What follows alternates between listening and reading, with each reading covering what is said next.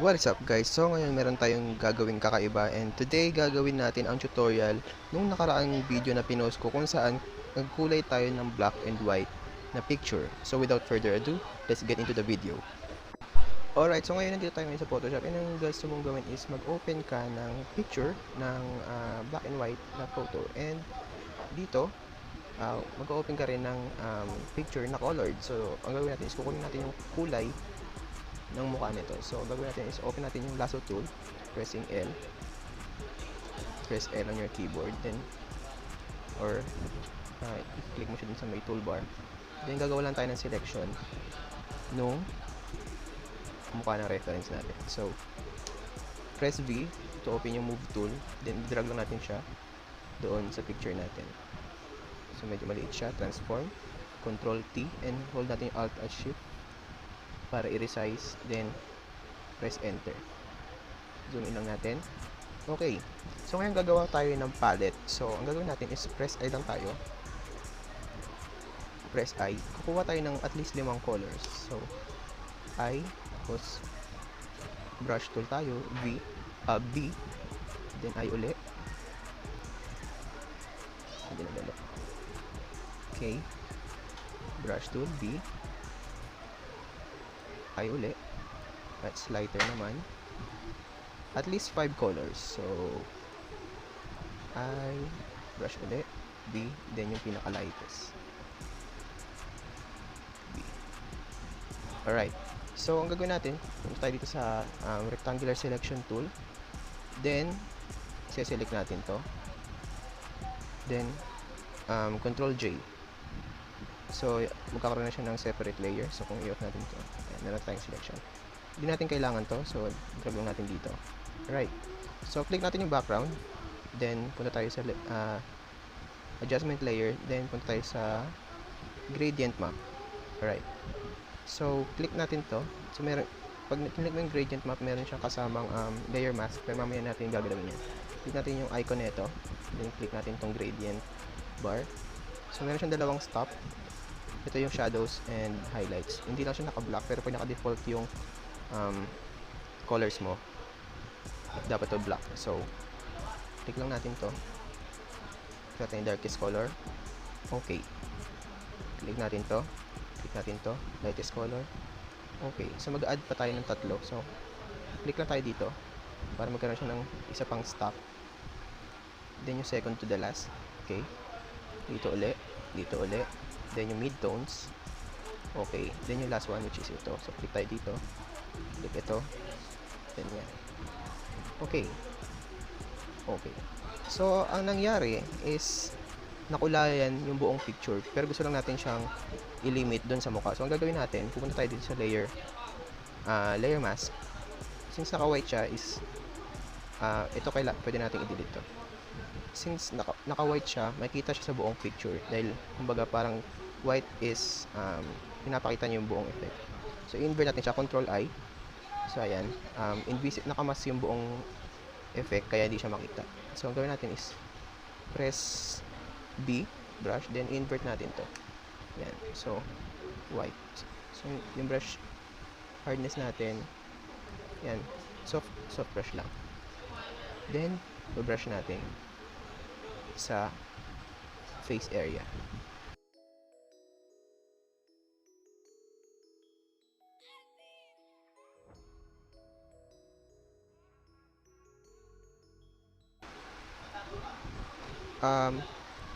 Kung gusto nyo liitan yung brush size nyo, pwede nyo siyang yan, left and right bracket kila.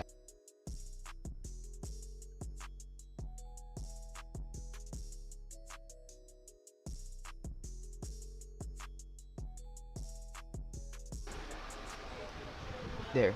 So, kung mapapansin nyo, medyo dark yung kulay dito ni Abraham Lincoln, which is hindi dapat dahil white American siya. So, ang gagawin natin, babalik lang tayo dito sa adjustment layer. Then, i-click natin dito. Pwedeng i-adjust natin to. So, ayan.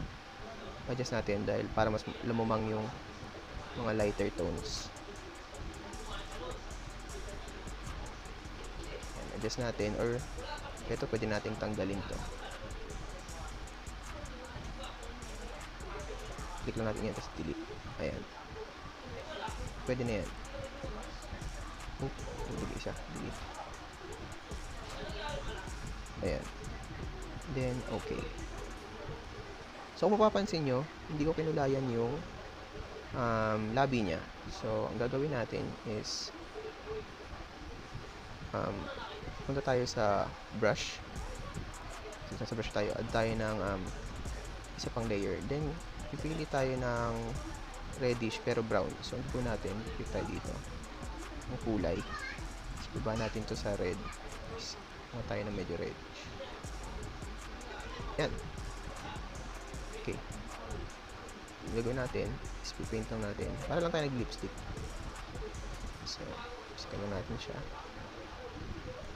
Kung papansin nyo, medyo parang hindi pa siya ganun ka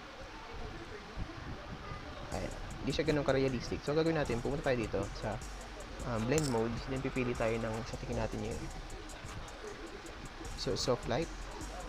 Vivid, hindi. Hard light, hindi. Soft light, pwede na, soft light, pero ano pa tayo na iba? Nope, no. Let's try overlay. Masyadong harsh. Color. Wait lang. Normal. Control natin para meron tayong selection. Konting red pa. Light natin ng konti. Okay. Then, since nakaselect naman siya, pwede nating daanan dito na hindi na tayo nag-iingat. Ayan. Kumbaga parang may stencil na tayo. So, ayan. Ipag natin yung kulay. Pwede tayo ng blend mode. Overlay. Pwede. Soft light.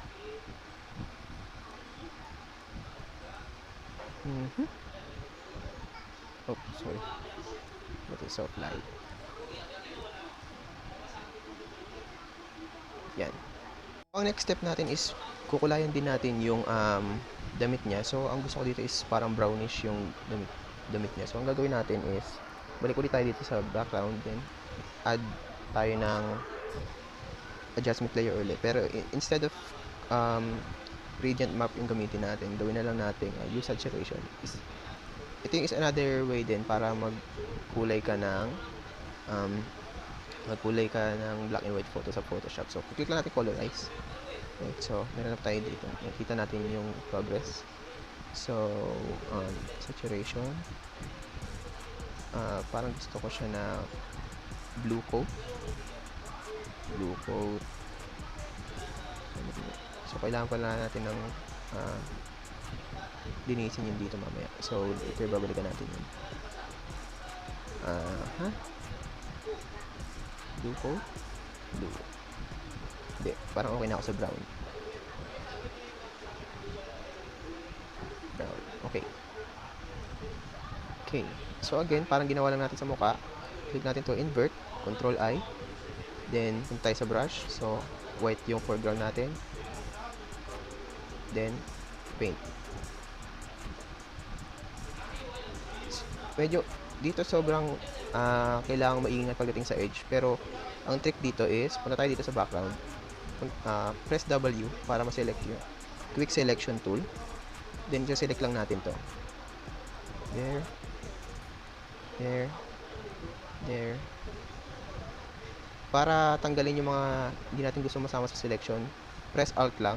Then, click and drag.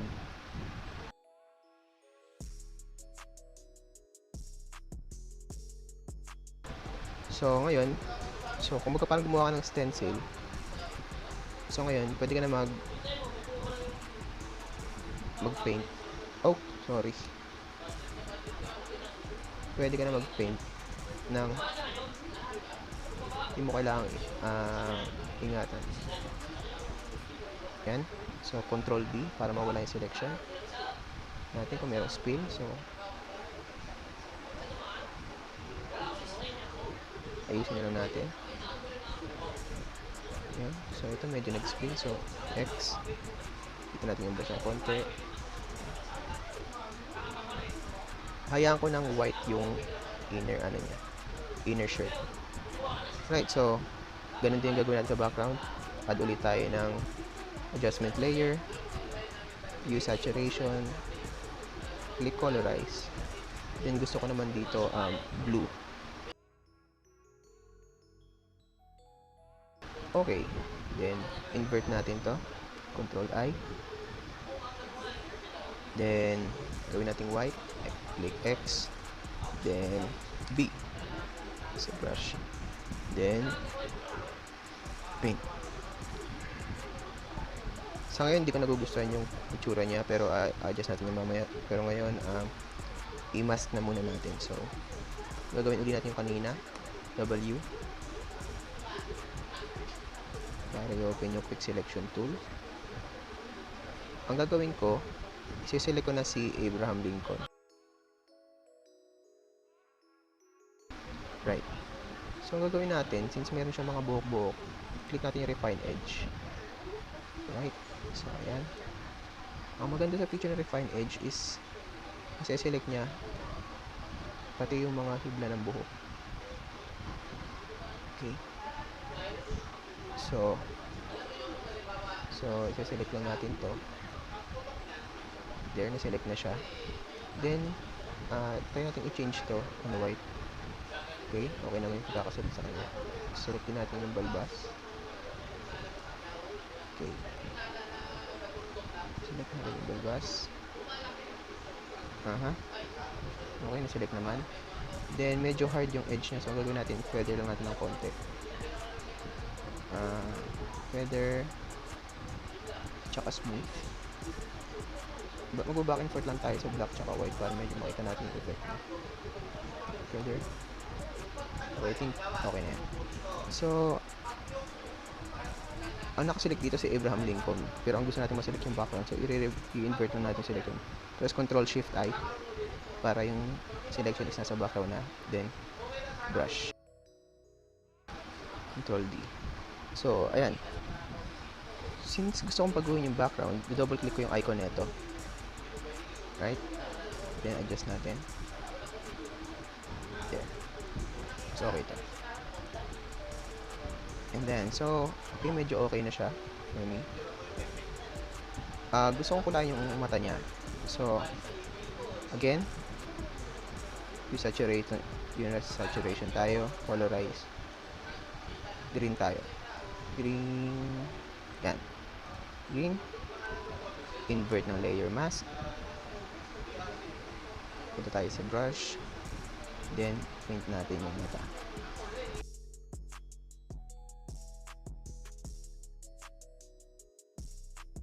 So, para sa karagdagang effects ng picture na to, gagawin natin is, shift click lang natin to, then Control G para